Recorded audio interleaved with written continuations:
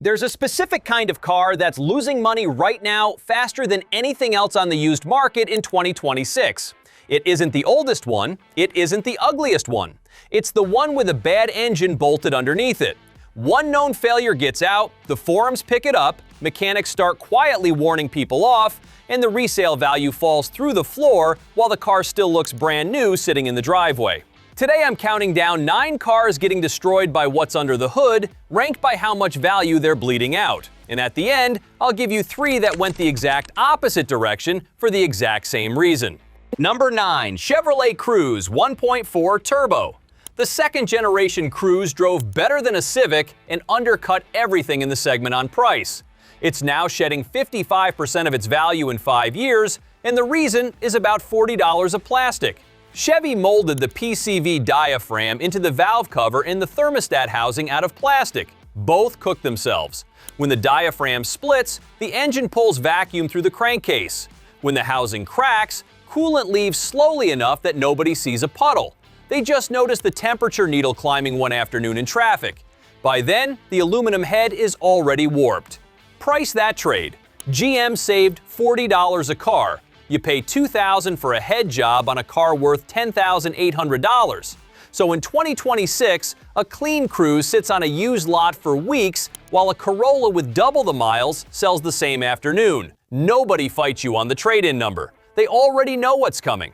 The next one doesn't wait for the engine to break. It just asks you to keep feeding it. Number 8. Jeep Cherokee 2.4 Tigershark.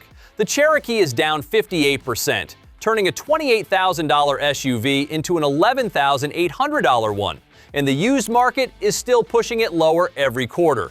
The 2.4 Tigershark burns oil from new, a quart every 1,000 miles, and the dealer keeps saying that's within specification.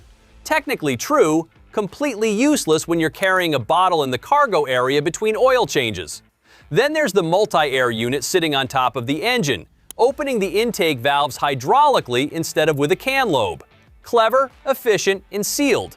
Nobody rebuilds it. You buy the whole brick and you're past $1,000. Run that against the value? A $1,200 repair on an $11,800 vehicle is 10% of the car. 2 of them, and the engine has cost more than the SUV. Here's what finishes it. Buyers in 2026 search the engine code before the model name, and the oil consumption threads come up first. So the Cherokee doesn't sell at a discount, it sits. Number 7. Mini Cooper S. They call it the death rattle. 5 seconds of metallic clatter on a cold start, and every Mini forum knows what it means. That sound is dragging the Cooper S down 61% from $41,000 to under $15,000. The Prince engine's timing chain tensioner won't hold oil pressure overnight. The chain goes slack, slaps the plastic guides on startup, and grinds them down a little more every morning. Owners learn to ignore it. Then the chain jumps a tooth, the valves meet the pistons, and it's a rebuild. The same engine builds carbon on the intake valves because direct injection sprays past them instead of over them. Around 60,000 miles it starts running rough, and the fix is walnut blasting at a few $100s a visit, repeating every 40,000 miles for the life of the car. And it's a small hatchback with German repair bills. BMW-trained labor doesn't charge Mini prices. Everybody likes driving these. Almost nobody wants to own one past 80,000 miles, and the ones for sale usually belong to someone who just got the first quote. The next 3 cost real money new. The losses stop being irritating. Number 6. Land Rover Discovery Sport. Land Rover built the Ingenium engine in-house to stop depending on Ford. In 2026, that decision is costing owners 64% of their money, dropping $45,000 to around $16,200. Ingenium runs its timing belt through engine oil, a wet belt. The argument is that oil keeps it cool and quiet, and it does, until the belt sheds rubber into the sump. Those particles clog the oil pickup screen, pressure falls, and the crank bearings starve first. Ford tried the same idea in the Focus and it went the same way, which tells you the concept was the problem. Now hang a turbo off it and put it in a 2.5-ton SUV. Owners describe the engine going quiet on the highway with no warning light beforehand. A replacement Ingenium with labor runs past $8,000. The vehicle is worth $16,000. Every used buyer has done that math before they walk up to it, which is why these sit on independent lots with the price dropping every 2 weeks. Quick favor before we get to the top 5. Hit the like button. It pushes this to somebody who's about to sign for one of these next weekend. From here, the cars get more beautiful, and the engines get harder to reach. Number 5. Audi A7 3.0 TFSI. The A7 might be the best looking car on this list, and I'd still tell a friend to walk away. It's down 66%, taking $70,000 to about $23,800, and the engine never actually fails. It's where Audi put it. The supercharger sits in the V, between the cylinder banks. Great for packaging, great for throttle response, and it buries the thermostat, the water pump, and the coolant plumbing underneath it. So a $200 thermostat becomes a job, where the supercharger comes off first, and you're past $1,500 before anyone touches the failed part. The water pump goes on schedule, same job. The chain tensioner ages like the Minis. Carbon collects on the valves. The supercharger coupler wears out and rattles, which means going right back in. None of that is a defect. It's all maintenance, and that's worse. A defect gets recalled. A design that makes routine service cost 4 times normal keeps charging you until you sell. Count how many used A7s have 2 owners inside 4 years. One fell in love with the shape, the other found out. Audi buried good engineering. This next one sold questionable engineering as the whole reason to buy the car. Number 4. Infiniti QX50. Nissan spent 20 years developing the VC Turbo, an engine that changes its own compression ratio while running. The QX50 was built around it.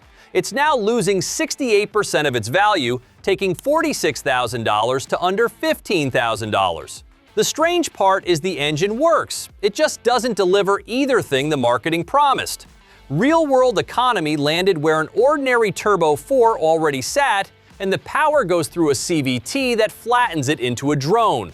Buyers paid extra for an engineering milestone and drove home in something that felt completely ordinary. Underneath are hundreds of extra moving parts down in the block. A multi-link mechanism, a harmonic drive, an actuator motor. Ask an independent shop to quote opening one, and most of them won't. The tools aren't on the bench, and nobody wants to be first. That's what kills resale harder than any single failure could. A buyer can price a known problem, they can't price an unknown one. So your $46,000 luxury crossover is now worth less than a 5-year-old RAV4 with 100,000 miles on it. And the RAV4 will still be running when the Infiniti is parked. The top 3 are where the dollar losses turn brutal. Number 3. BMW 750i. BMW's N63 twin-turbo V8 has a reputation so bad the company built a program around it. Owners called it the Customer Care Package, and it involved rebuilding sections of engines that hadn't failed yet. Think about what has to go wrong for that to be cheaper than waiting. The 750i drops 71% in 5 years. 95,000 becomes 27.5, and all of it traces to one packaging decision. Both turbochargers sit inside the V, on top of the block, in the least ventilated space in the engine bay. Everything around them lives in an oven, so the valve stem seals harden and the car burns a quart every 700 miles. The plastic coolant lines go brittle. The chain guides break down early. The turbos coke their own oil feeds. It isn't 5 problems, it's one problem showing up in 5 places. A valve stem seal job runs $8,000 to $12,000 because the heads come off. Here's the cycle playing out right now. A 10-year-old 750i appears online at $12,000, looking exactly like the $95,000 car it used to be. It sells in a day. 4 months later, the first quote comes in higher than the purchase price, and it's back up for sale at $9,000. That's how these pass through 4 owners in 2 years, every one of them thinking they got a deal. This next one costs even more to keep alive. Number 2. Range Rover Sport 5.0 Supercharged. 73% gone in 5 years. An $85,000 SUV lands near $23,000. And this one isn't the electronics, it's the engine. The timing chain tensioners are plastic-bodied and they crack. And the chains on this V8 live at the back of the block. So it isn't a chain job, it's a transmission out job, and the quotes land in 5 figures routinely. The second failure is worse. On the naturally aspirated version, the cylinder bore liners score and metal circulates through everything. There's no partial repair. It's a short block on a vehicle already worth less than the engine costs. Add a supercharger coupler, a water pump that fails on schedule, and a cooling system fighting a blower in summer traffic. Which brings up the only real advice in this video. If you want one and you can afford it, lease it. Take the depreciation as a fixed monthly number and hand it back before the warranty ends. That's what most people driving new ones are already doing. The owners getting hurt bought it 3 years old, thinking they'd caught the curve at the bottom. The curve doesn't have a bottom. One car left on our list, and it's currently losing value faster than anything else. Number 1. Maserati Ghibli, 76% in 5 years. An $85,000 sedan is worth roughly $20,400 if you find somebody willing to take it. Let me get ahead of the obvious objection. The BMW loses more raw dollars. True, the Ghibli loses a larger share of itself, faster, and for a reason that makes it the perfect car to end on. The engine is the good part. That 3.0 twin-turbo V6 was assembled in Maranello by Ferrari. It sounds like it. On paper, Maserati handed buyers the one thing every enthusiast says they want. Then everything around it came apart. The camshaft variator wears and rattles on cold startup, and fixing it means going deep into an engine maybe a few dozen shops in the country will touch. The turbos run hot in a tight bay, and the oil feed lines suffer. The cooling system leaks in 3 or 4 buried places. And with a dealer network a fraction the size of anyone else's, plenty of owners in 2026 are driving 2 hours each way just to get a diagnosis, then 2 hours back a week later to collect the car. Meanwhile, the switchgear came out of the Chrysler parts bin, which every buyer noticed on the test drive and none of them forgot. So the market landed somewhere unusual. Nobody doubts the engine. They doubt everything it takes to keep it running. A used Ghibli today is priced below a 4-year-old Camry and still takes months to sell. Maserati sold the Ferrari-built V6 to people who spent the next 5 years afraid to start it. That's the list. But there's a flip side worth 60 seconds. The 3 that went the other way. Same rule, opposite result. The engine is boring, proven, and cheap for anyone to fix. Toyota 4Runner. The 4.0 V6 is port-injected, naturally aspirated, and barely changed in a decade. No turbo cooking its own oil lines, no carbon on the valves, no high-pressure pump waiting to grenade. Buyers know a 200,000-mile one still starts, so a 5-year-old 4Runner keeps around 70% of its money. Mazda MX-5. The Skyactiv 2.0 makes modest power without forced induction and without a wet belt. Miatas hold value partly because the owner community knows exactly what breaks on them, and the honest answer is close to nothing.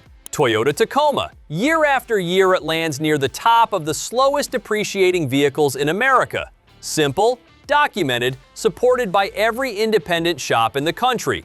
The parts are on the shelf and the knowledge is in the field. That's what value retention actually is. None of those engines are exciting. That's the point. Depreciation isn't about the badge or the mileage. It's about whether the next buyer trusts what's under the hood. And in 2026, they find out in 30 seconds on their phone. 9 cars lost that trust, and no amount of leather or screen size bought it back. So tell me in the comments, have you owned one of these, and what did the repair actually cost you? Or is one sitting in your driveway right now? If you got something out of this, hit like and subscribe.